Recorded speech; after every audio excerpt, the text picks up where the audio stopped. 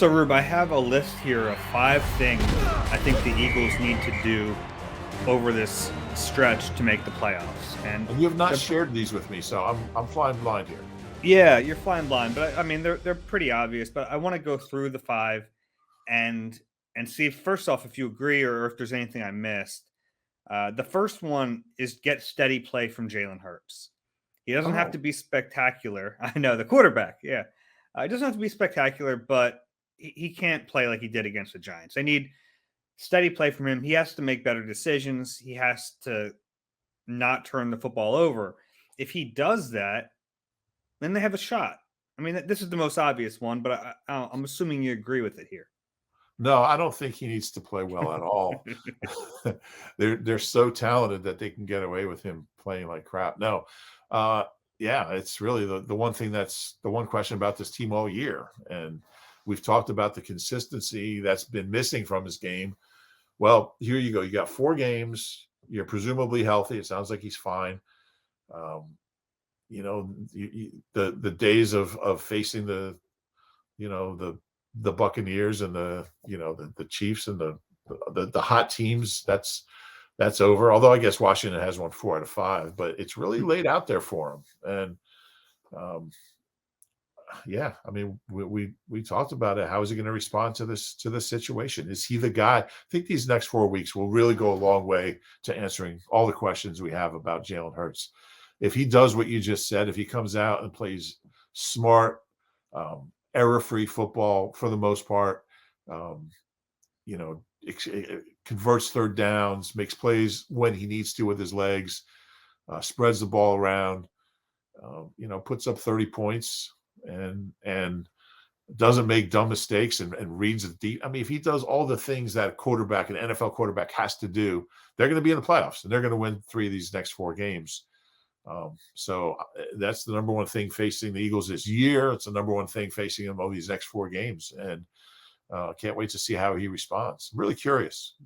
Yeah, I really am too. And the good news for him is that, unlike early in the year, it's not all going to be on him. They're not going to ask him to drop back and throw 50 times. So that leads me to my next one: continue to run the ball effectively. And it's pretty clear that this is what this team is. How sustainable is it long term? Who knows? But they've gone for 175 yards on the ground in 6 straight. That's the formula. That's the First formula team for in this team. 36 years to do that. Yeah. The 85 Yeah, Bears, right? Yeah. 85 Bears. Yeah. Yeah. So it's interesting to me because I was thinking a lot about this. Like you're evaluating your quarterback in a scheme that runs the ball 40-45 times a game, but that's not always going to be the case. You're not always going to have that kind of running game. I don't think you want to build an offense around that kind of running game. I don't think it's sustainable. And it's interesting to me because if you're running backs get hurt all the time. If you don't have running backs like Miles at a high level, like Jordan Howard, um, and you have to rely on your quarterback more, there's going to be times that happens. If you've evaluated Jalen in this lens of running for 200 yards a game, I mean, in 2 years, I mean, what if Miles isn't here? What if Jordan Howard is, will he be able to make enough plays with his arm that, it doesn't matter? So it's an interesting little side thing about the running game. You're not going to be able to do this all the time. And can you make enough plays, in the passing game that when the running game's not there, what if, somebody's going to stop it? Somebody's going to stop their running game at some point. Nobody has lately, but, when they do, if a team totally sells out against the run, stacks the box, um, maybe it's a bad weather day, can they make the plays throwing the ball? So I think for these next few weeks, yeah, they can keep running it. It looks like Jordan Howard. I think when you have Jordan and Miles together, it's a really tough 1-2 to stop. They're just so different. Once the defense kind of gets a beat on Miles, then you bring in Jordan to hammer it up the middle and vice versa. So in the short term, yeah, I think they can keep running it with this O line. But yeah, say like in 2 years, maybe Kelsey's retired and Dickerson's hurt. I don't want to jinx anybody, but the situation could be really different. And, you need a quarterback that can make plays when you're not running the ball. So I've been thinking a lot about that. Like, we're evaluating Jalen now. Like, all right, here's the 200 rushing yards. Go make, a handful of throws. That's not always going to be the case Yeah. But for the next 4 games. for the next 4 games. Yeah, I went a little big picture there, a little long term, but it's something I thought about a lot during the bye was, yeah, they're running it great now, but what happens when they're not? And they're kind of evaluating him in this scheme that runs the ball so well, but you're not always going to be able to do that. Yeah, it's a fair point, but it can't change. You can't say, well, we're going to stop running the ball so much because No, we need to absolutely. I evaluate totally agree. this Totally agree. quarterback. Yeah, no, but I understand what you're saying. It presents challenges in that evaluation. Yeah. But you're right. I mean, at some point, teams are going to do whatever they can to take it away, which leads me to my next one. Mr. Segway strikes again. Dallas Goedert and Devontae Smith have to be their top targets. They have to go into every game and figure out ways to get them involved. They can't, again, have a game like the Giants game where Jalen Reagor had as many targets as Devontae and Dallas combined. You just can't have it. And I know that wasn't the plan going into the game. That's how it unfolded. It can't unfold that way. It just can't. Yeah, I think you wrote something, I think, in your mailbag about how you can't force the ball to Devontae, but you got to get him the ball. And that's exactly right. It's like, you don't want to throw into double coverage, but I mean, and that's when we talk about reading the defense. I mean, there's going to, reading, just seeing the whole field. I mean, because somebody's going to be singled and, you can't double everybody. And if your first read, I mean, that's the problem is when Jalen's first read is double teamed and he's taken off running because maybe that first read's here and that second read's over there. You see elite quarterbacks do that. And like they look down there, then look over here and throw it. We haven't seen him do that. And that's kind of the next phase of his development. But, if Devontae is doubled and Goddard's wide open here, for a 12, 14-yard gain, you can't run for 5 yards. You got to get it to Goddard. So I think this is as important as any of them is and it kind of goes along with number one is running the offense and going through your progressions and getting the best players the ball. You're right. I mean, the Giants game, what did Goddard have? 1 catch for no yards? Yeah. And, Devontae's had 2 games in a row, obviously last week, with the, Gardner was playing, but those guys have to get the ball. This is not one of those offenses with like 5 equal guys who are going to have like 700 yards. I mean, they have 2 weapons. And then there's other guys who can make plays, but I mean, Gainwell and Miles, Quez here and there. But I mean, they don't have another tight end. They're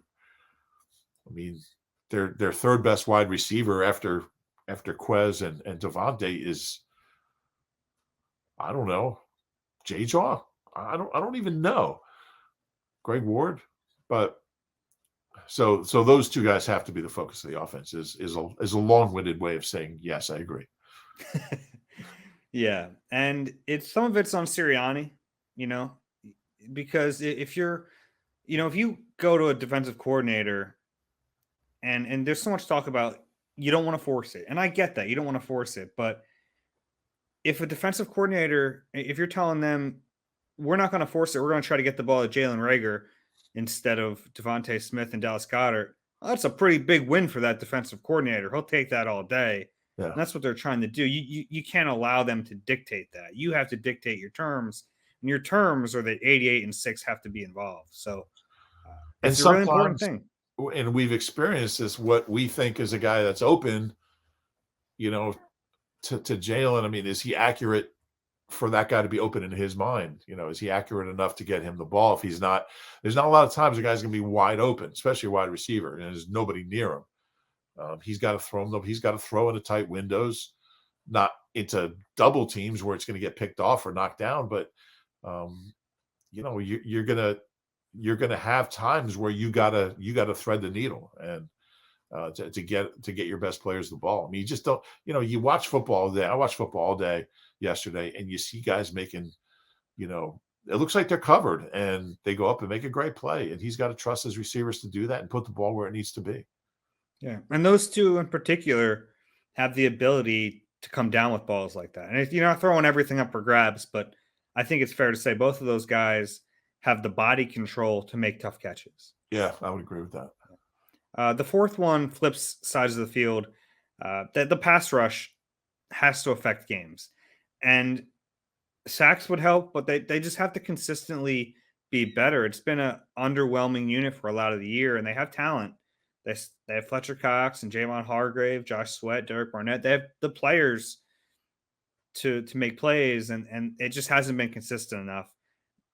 More than anything else in the defense, that unit needs to take over some of these games. Yeah, I do think they pressured better the last couple games. You're right, they're not finishing plays, they're not getting sacks, and I disagree with I mean, defensive coaches always say it's not about sacks, it's about pressure, but I like sacks. I mean, sacks turn a 1st and 10 into a 2nd and 17. Pressure turns a 1st and 10 into a 2nd and 10. So it's a big difference. I mean, the odds are if you get a sack early in the drive, they're not converting. I mean, it just becomes such a and they're just not getting them. They got 20, what they got 23 sacks in 13 games. I mean, 21, I think. 21. Yeah, it's the fewest ever since sacks became. Actually, it's the fewest. We can now look it up since before they became an official stat. It's the fewest since like 76 that they've Which, had by the way, after I 13 love. games. Pro Football Reference, if you guys don't know, they went back and they handed out sacks. It was a project that took them years. They handed out sacks, and there's new sack numbers from before sacks became an official stat, which is incredible. Yeah, like Claude Humphrey had 15 and a half sacks for the Super Bowl team. And the late Claude Humphrey, rest in peace, died last week. I was looking up his career, and I mean, in the Super Bowl season, he had 15 and a half sacks. That was 3 years before sacks became an official stat. I wonder if they'll ever make those retroactively official. It would be interesting if they make those numbers official because they went back in the game books, and you can see those old game books on NFL Jesus, and like it'll say like Claude Humphrey sacked or tackled the quarterback for 8-yard loss. I don't think they called him sacks yet. Yeah. But yeah, it was. And you did a story on it, kind of looking at what records changed and what would have changed. But it's fascinating stuff. And I mean, Claude Humphrey would be like top. He only played here 3 years, but he had like 30 sacks in those 3 years, and he'd be in the Eagles' all-time sack leaders with that 15 and a half sack season. It's interesting to go back and look at that. But I think you need a Stathead subscription. No, you probably don't. I don't know. No, it shows up. Yeah. It shows up. But but the point being, they've got to make life difficult for quarterbacks, period. I mean, this secondary looks so much better when they're in the quarterback's face. And there's times where they really look good, Dave. I mean, there's times where you're like, man, this D-line's finally coming to life. And then they just, I mean, the Giants game is a great example. I mean, Daniel Jones is not one of those, he's not one of those guys who's getting rid of the ball quick. Certainly. He's back there holding it, and they couldn't get to him. No, they got to get to Heineke these two, these next few weeks, and whoever's playing for the Giants. Yeah. And my last one, a special teams one, Jake Elliott has to stay hot. Go ahead and knock on wood, but Jinx, you're a jinx. There's a really good chance some of these games are going to be close, and he could be the difference. I mean, he could really be an X factor for this team. He's been that good this year. He's been almost automatic all year. He has 2 misses. One of them was blocked. And the other one, I think, was 46. Yeah, and he missed it. But. Yeah, so he hasn't missed inside 45. It's another. You watch some of the that Rams kicker, man. That dude is money. What do you have? I mean, you see kickers around the league, and you see bad kickers, and just the effect it has on teams. And then you see the Tucker and the guy with the Rams, and some of these guys making 56-yarders like they're extra points. I feel like even when Jake Elliott was I feel better about him now than I have since the Super Bowl season, when he was almost too new to even know what was going on. He was rookie. I mean, I actually you don't have to hold your breath when he's kicking now. I mean, because not only is he making them, I mean, they're all going right down the middle. I mean, every one of these, he's made 15 in a row. I think they've all been, they've been right right through. I just don't. I don't have that like here comes Jake Elliott feeling like I have certainly last year. I mean, I don't know if he could bounce back from that. I mean, missed 2 inside 30 last year. I mean, And he not a missed lot a of couple kickers extra get the points. opportunity. Sorry. Missed a couple extra points last year too. Yeah. Yeah, but he's yeah, it's a great point. I mean, he's as hot as any kicker, and they need him to stay that way. I mean, because these games are going to be close. These next few games are going to be close. Maybe I think they blow out the Giants, but I think the 2 Washington games are going to be close, and they're going to need him. They're going to need him, no doubt. Yeah. Anything I missed from my list? No, I think you pretty much covered it. I think, obviously they have to stay healthy in a couple key areas, like we saw Kelsey hobbling off the last couple of weeks. I mean, guys like Kelsey and Slay, there's some guys they just can't afford to lose.